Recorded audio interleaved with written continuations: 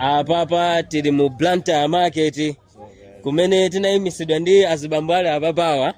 amene anationa kuti anyamata akhululu mmango konda wapanga gulu anthu otchuka ndi ifeso ndi champion wathu munomu amatha kuimba koma anthu samamutani samamuziwa ndi apati ndi makhayesa awawa mabwana iyi ndi gululu mabwana edition ndeta kupeza ni mabwana wapangudi pale eti sponsored by Triple Bets ndi mabwana inuyo champion wanu wetu funa mutilozere kuti champion wanu mmamdalira ayo ndi otiyo sina ngari mango daba marenga ndochuma utao iye zake ndi zimene zizi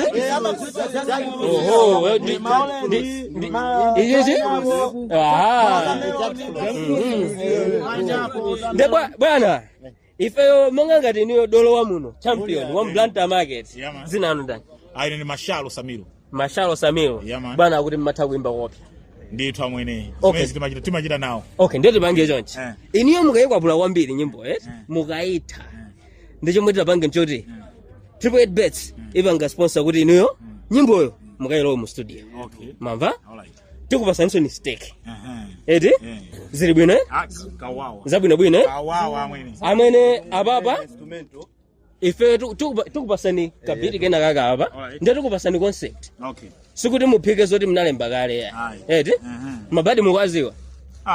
mabadi avuta pano pani mabadi no badi simukwaziwa mwechidule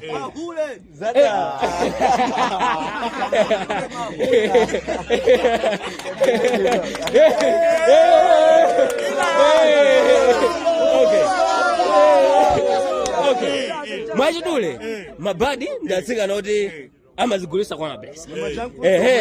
ndiye niyo tofuna mmenye ndipo ngati we munthu oziwa zogulisa anthu onse amazigulitsa okha ndiye tofuna umenye yoti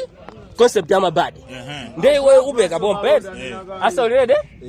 tamenya kamozi kansambo wesi pa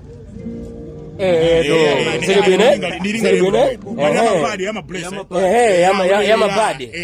ndemmenyano ndi concept imeneyo kunga pompo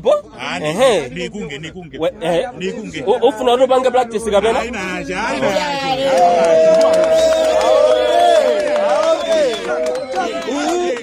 inde gulu ya mabwana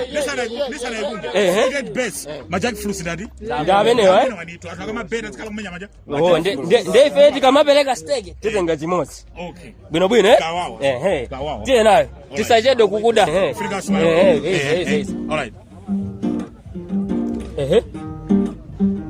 kameneko nanyoni tupisilo gulisa no tupisiti yalangari anyezi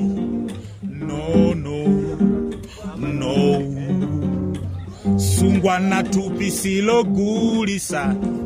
no awasanga kale malonda no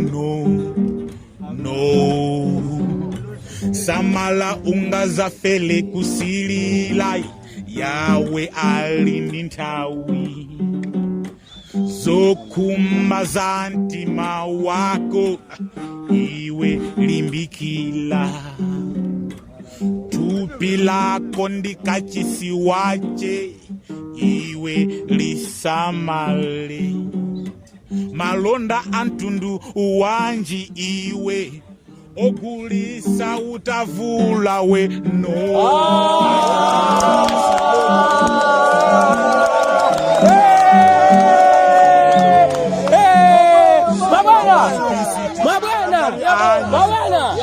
Mabwana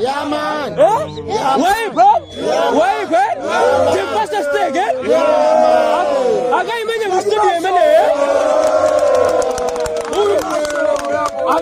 Amene akuti ndi Mashalo amene amagulisa majackfruits muno Blantyre market amene ali champion wa muno Gululu Mabwana edition presented by Triple Bets